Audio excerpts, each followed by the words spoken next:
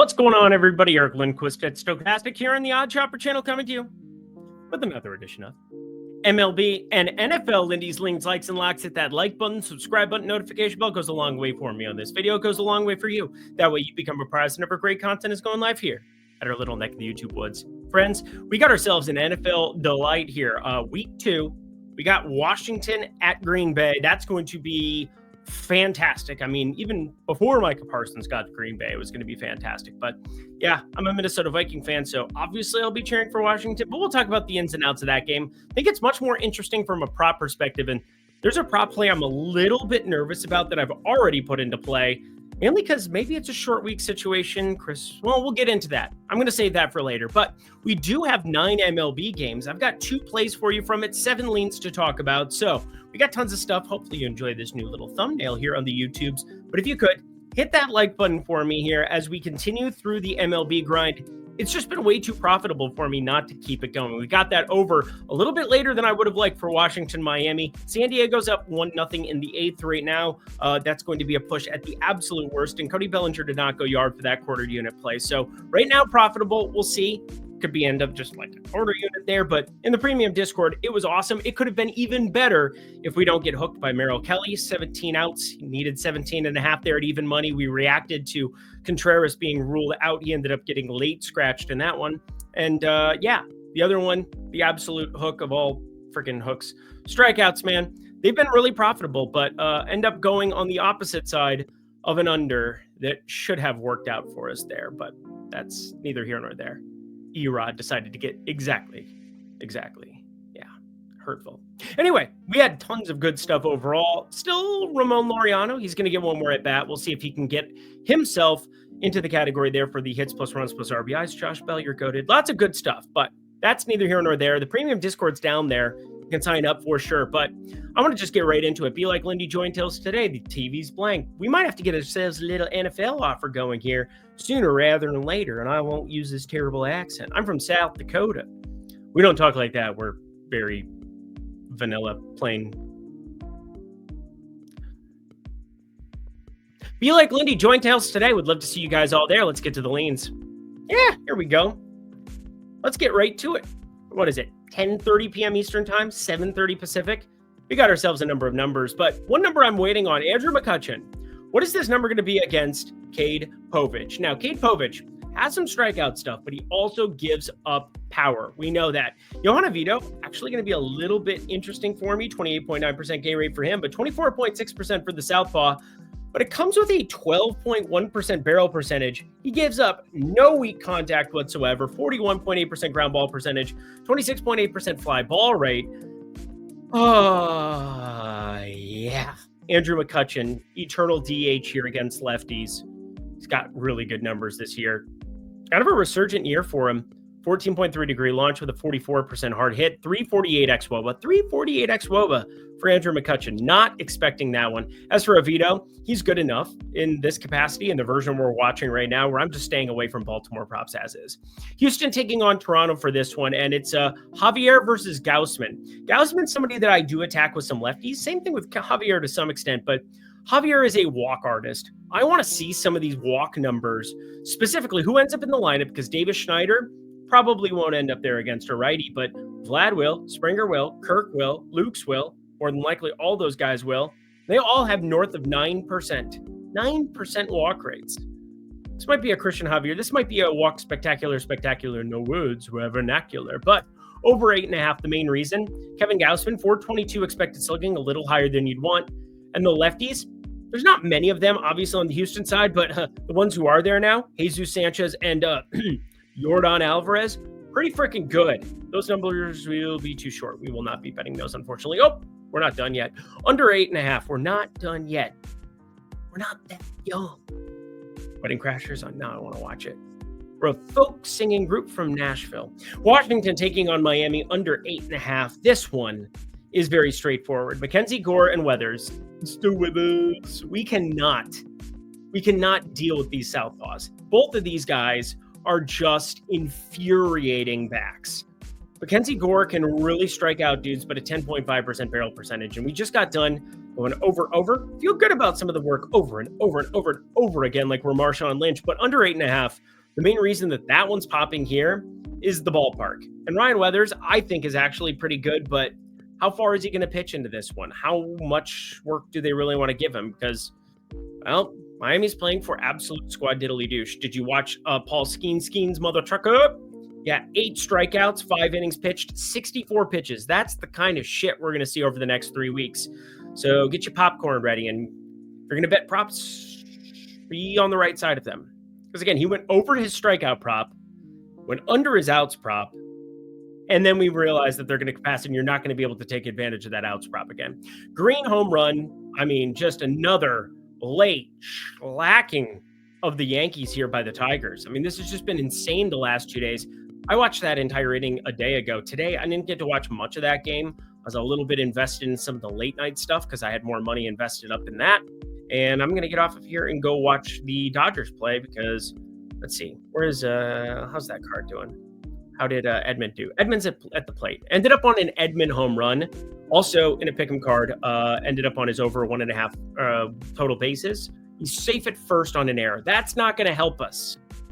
That's not good. Yeah, I'm watching games all the time while recording. What? You would do it too. You would do it too. Maybe if it was football. Doing it for baseball and football because, well, NBA is my favorite out of all of them. Just that I happen to go completely nuclear in MLB for a third straight year. 4 years ago was an okay year, but like the last 2 specifically have been complete nukes overall. So tracking everything for you over on X at Eric Lindquist. Go get Lindy's long balls. Check out all my home runs up over 17 units. Hopefully we can find this Edmund bomb. That would make me happy. But Williams under 4.5 strikeouts. Where are books going to open this? I have tabs open all day. I don't know how you feel about Google Chrome, but I feel take advantage of it. I was going to make a joke. I'm not going to make a joke. Williams under 4.5 strikeouts. This is really where I think this number should end up opening. There's no way it's going to open at 3.5, right? Right? That would be nuts. Be like Almond Joy nuts in the middle of your candy bar. But I love those. A lot of people don't. Love Mounds bars too. Coconut. Put the lime in the coconut. Drink soda. I see why some people hate me, but at least I made you money. Angels taking on the Mariners here. Yeah. Not a lot to add in this one because there's not a lot I really want to bet. We got Soriano pushed from Wednesday to Thursday. They ended up having Jose Urena go in and pitch against the Twins. This year is backwards for the Twins. I mean, of course, we had Urena. Now he's on the Angels. Buxton had a late home run. Didn't bet that. But Jose Urena, if you were able to kind of jump on some of those numbers, you probably saw Buxton. That would have been the prime target to go get on because Jose Soriano does not give up a lot of long balls relatively because he is a ground ball extraordinaire. Now, it doesn't really help you because ground balls kind of show up no matter what ballpark you're in. And there isn't a ton of real estate here, even though it is one of the best pitchers parks that we have in all of baseball. It's just a cavern. The ball doesn't fly at all, despite what you've seen from Cal Raleigh. That he defies logic. Just put it out of your mind. But we get Miller on one side. We get Soriano on the other. I know it's a very low variance ballpark, and I know the Mariners have a way better lineup top to bottom than that of the Angels, but the Angels are top heavy enough where if this number ends up getting to like some really interesting territory, some major plus money, I mean, I'll just pull up where it's at here at the moment because it was kind of fluctuating. They couldn't really decide. And I mean, it was just offshore stuff because we were still waiting for the bullpen to come in our direction here. But north of plus 160 in this ballpark, that would be very, very nice. Wouldn't you say so? My name's Jeff.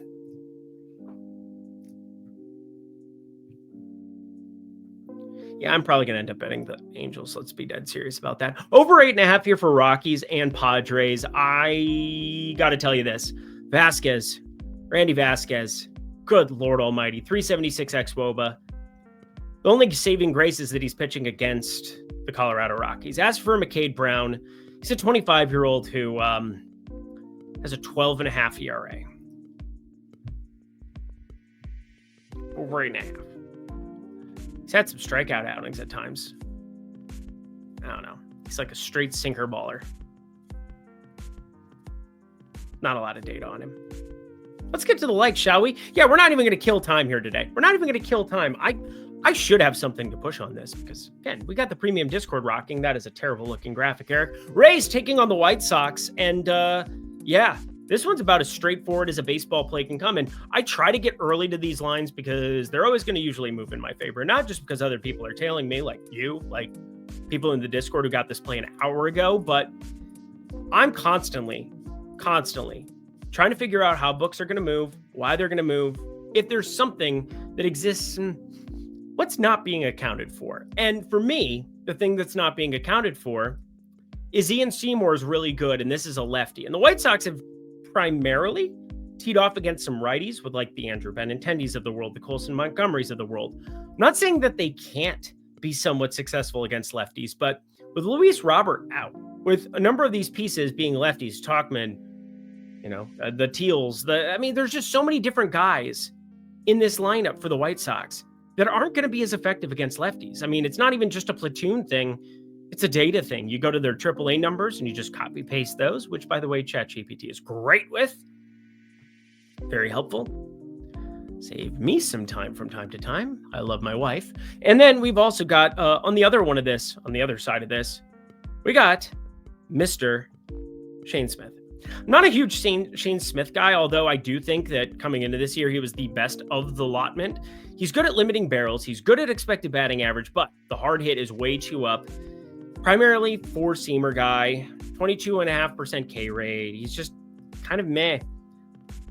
And yet we're on the under. I love the Seymour and Shane Smith combination here. Any ballpark that the wind's ever so slightly blowing in for tomorrow and sub 70 degrees. It is starting to cool down around the country. And Shane Smith is the guy that I can trust the most out of this White Sox rotation. That's not saying much for what it's worth. But under 8.5, I'm not a huge fan of the minus 120 that I ended up laying here. And I thought, hey, maybe I'll hit the brakes and I'll wait for this. But I reran it and, well, more positive EV now than if it were to somehow, some way get up to 9. And there's a chance that it does. So I'm happy to lay the 8.5. Again, 8.8. Automatically you're dead. So 4-4, sorry, 8-8, you'd be dead too, but 4-4, you're dead because it's going to go over. Both of these implied team totals just doesn't really add up. And the White Sox have enough lefties to make things difficult on a number of matchups. We saw that today. Brandon Lau at the end of that game, for what it's worth, go back and watch it. Do you even watch ball? Do you even watch ball, bro? Or ma'am, I'm sorry. Mets taking on the Phillies here, and my favorite play of the day, before we get to the NFL streets, hit that like button. In the baseball streets, I don't understand this price. David Peterson is taking on Jesus Luzardo, and we've seen some weird stuff in Mets series. I've heard some rumblings, and my guy, Eitan Chander, who's in the premium Discord, we'll give him a shout out. Hello, Eitan Chander. He's definitely been somebody, as a Phillies fan, who's brought this to my attention. Maybe there's some weird stuff going on in Mets land where they're able to get signals or something. I don't know. Maybe it's just flukish. Maybe they are so much more comfortable at helm. It doesn't matter to me. What does is the Phillies are just playing prime ball and didn't have to utilize their big bullpen arms because they handled the Metsies. And now you get the much better starting pitcher in Jesus Luzardo against David Peterson, who I find to be maybe the luckiest and most overrated pitcher simultaneously in baseball. 4.27 expected ERA next to a 3.72 actual ERA, 377 x Wobicon, and then you add in a career high 45.9% hard hit. He throws sinker, four-seamer, slider, change, curve. You know how many of these play up as plus pitches for me? 0. 0 for 5. There are enough righties here with Harrison Bader leading off. And again, I miss you, Harrison Bader. Come back to Minnesota at the end of the year. That'd be lovely. But Edmundo Sosa, I know him and some of these other guys, Otto Kemp, somebody that will be up there in like the 7 hole we've seen a couple of times. But even some of these lefties have been functional enough. And then the lefties who are in this lineup every day, Schwarber, Harper, wouldn't you agree they're pretty good? It doesn't even matter what your name is or Trey Turner's out or any of that stuff like The Rock. Philly money line, I got it minus 141 posted in the premium Discord. It's up to minus 145, so I didn't want to lie on the graphic. Just wanted to give you guys what the number's at here at the moment. Minus 145 is just fine in my book. Click it, tick it, put it in your pocket, smoke it, do whatever you want. We're going to cash that sucker. Speaking of cashing suckers, we're going to get in Aroldis Chapman beauty north of that 10-1 number that we ended up betting it at. I mean, ridiculous stuff from Aroldis Chapman, AL reliever of the year. Those are the kind of markets Greg Ehrenberg is in the Lindy and Friends Discord posting. And then my guy, Eitan Shander, whether you've been tailing his daily hammer, profitable. Whether you've been tailing his parlays on Bet365, profitable. He is very useful. I'm not the only person in there kicking it in the Discord. So you guys want to come kick it, it is at the top of the video description box. I'll probably run an NFL offer here sooner rather than later, but if you guys want to jump in for the MLB goods, well, no better time than now. Plus, be like Lindy joined Tails today. I'm posting some free stuff, whether it's pick'em cards, whether it's some of my free bets that I want to give out to the people. But I mean, everything is in-house in the Lindy and Friends Discord, but throwing some freebies your way. Plus, we got Greg Ehrenberg posting a bunch of stuff for free. We got Waffy posting a bunch of stuff for free. Head to Tails, sign up for that. But also, if you're looking at doing what I do, if you're looking at doing what everybody else here in our space, all of our experts are doing, you got a great opportunity using the link down in the video description box below. Do it. Sign up. Would love to have you guys. Let us know what sport you specialize in. Let's get stuff done, and let's get to the plays. How are we at 16 minutes? What? Oh, yeah, we're at NFL. That's why. NFL primetime, Washington taking on Green Bay. Let's get to the NFL streets. Great editing by me. I'm not going to edit that. I'm just going to post it. Washington taking on Green Bay. 3.5-point dogs are the Washington Commanders. We got a lot to recap from the first game for both these teams. You saw an absolute beatdown for the Commanders of the Giants. That's not very impressive to me, but was the Green Bay Packers absolutely took it to the Detroit Lions offensive line. They had to basically throw screen passes to be successful there with Jahmyr Gibbs. They could not get anything going on the ground. And then through the air, they had all the answers. This Micah Parsons thing is going to be difficult for the entire NFL. Now, from a betting perspective, can we really do anything on the defensive side of the ball here? No, these are very, very efficient markets. These are either the things you are crunching every single day, or you're like me, you're in the fantasy streets and you're in the betting streets, and you have to kind of figure out, I'm going to draw a line in the sand with this piece or like this market. Again, if you're grinding tackles or assists or whatever you might be, tackles plus assists in the defensive side, Godspeed to you. But let's point out the offensive pieces that I think most people are paying attention to in the prop market, and the things that I think have the biggest edge purely because they're not vigged to infinity and beyond. Again, they have to protect themselves against the people who are sharp with the defense stuff. They have a little bit more liquidity, a little bit more optionality. Well, a lot more optionality and liquidity when it comes to these offensive props. So let's talk about them. Jaden Daniels is pretty good at running a football. Jaden Daniels is pretty good at throwing a football. And this version of Deebo Samuel that we just saw was like Green Bay. Do you remember when Deebo Samuel was the running back for San Francisco with Jimmy Garoppolo in Green Bay when it was sub-0 degrees? And San Francisco beat that ass and Aaron Rodgers. It was beautiful times. As a Viking fan, I will say so. But he looked as good as I've seen him in forever. And I think he was very dinged up at the tail end of his tenure in San Francisco. I think anybody who wears a San Francisco jersey gets dinged up, as you might have saw today. Brock Purdy, not expected to play football on Sunday against the Saints.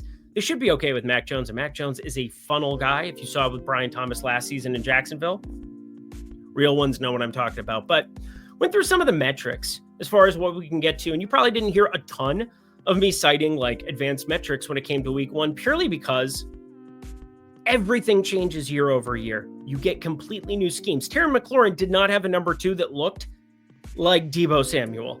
He had Oladime Zaccheaus and Noah Brown. And like, I don't know if Brown's still there, but I'm just getting at the fact that it's like Chris Moore and Jalen Lane and some other goobers that are hanging out there. And Zach Ertz, what happens here on a slow week, on a short week, and a slow week, if you will, because the first game right out the gate? I'm not sure, but we saw 33 routes run for McLaurin, 31 for Deebo. I got to think that they were just pounding the rock there, but the main thing that I need to bring up to you is what the hell happens with JCM. And we'll get to the Green Bay offense in a second because that's in the light category, the thing that I bet. But I made a bet already this week that was posted in the premium Discord 2 days ago, as soon as the number opened, because these Thursday lines open before we get all the Sunday lines. And we're going to be waiting on some Sunday lines all the way till Friday, especially on the San Francisco side, because they're terrified. Actually, we're probably going to get a couple of them to drop. Most of them dropped here on Wednesday, but JCM 40-plus rushing yards, ? Why do I have this? Ja'Cory Krosky Merritt. He looked awesome. And I'm not going to say that Chris Rodriguez was a bad read by me, because I thought at where he was, we had tons of CLV, tons of opportunities for him to smash. And then the line weirdly moved in the other direction overnight into Sunday, which told me one thing. Chris Rodriguez was going to be inactive. He was inactive. You got JCM with the first opportunity there, and he ran with it, quite literally. 80-plus on just 33% of the snaps, 50% of the running back opportunities and carries. And yeah, he was definitely behind Austin Eckler in terms of playing time and priority, but JCM had gas and got more carries. And, well, I'm a big Austin Eckler stan because of what he can do in the passing game. That's not really JCM at this stage of his career, but I was impressed with him enough that I thought we were going to get some CLV betting him at 42.5 with a plus 100. And now the lines auspiciously came back. I think we might see Chris Rodriguez active on a short week. That's what I'm terrified of. That's what that line is kind of indicating to me. And again, I don't think it's a mistake. I don't think the Chris Rodriguez play that ended up getting voided, for what it's worth, was a mistake.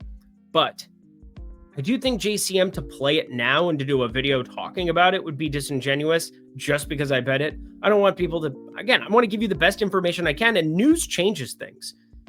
This line movement has me very nervous. So 90 minutes before kickoff, if you want to end up betting JCM, I guarantee you it'll get back over that 40-yard threshold in the event that Chris Rodriguez is inactive again. But on a short week, there's a part of me that thinks Washington might hold out McNichols, or you could hold out another defensive piece or special teamers and bring Rodriguez back into the fold, who, by the way, somebody that they were impressed with, the coaching staff there last season. Pay attention to it. But my favorite play of the day here, and I'm just putting it in the like category so you can hear me talk about it. Jayden Reed under 3.5 receptions. Yeah, this is minus 140 where I got it at BetMGM. And, well, it's the best parlay piece. It's the best individual piece that I have found on this game so far. If you find a different edge, let me know. But Jayden Reed played just under 40% of the snaps at wide receiver for the Green Bay Packers. He has a fracture in his foot. This is a short week. Green Bay, the way that they looked against Detroit, I guarantee you they have aspirations of an NFC title game the same way Washington got there last year. Yeah, in surprising upset fashion against Detroit and Ben Johnson and that offensive. Maybe Jameson Williams doesn't throw laterals, but, that's a different conversation for a different day. My conversation now is you have so many pieces there, golden. And Romeo Doubs led the entire Green Bay late back into camp. Doesn't even matter. He ends up playing the most snaps at wide receiver for Green Bay. Golden ends up there. Dontavian Wicks, Mr. Wicks, ends up getting more snaps than Jayden Reed.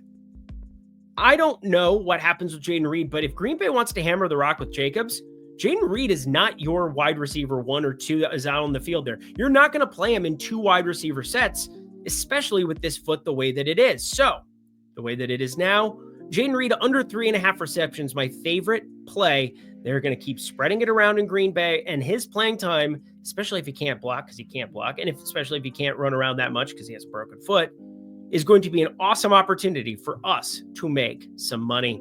Let's make some money together over at Tails as well, whether you want to be putting some plays down for the people as an expert, or whether you want to be tailing us, come kick it in the expert picks page over at tails.bet/Lindy or tails.bet. Would love to see you guys all there.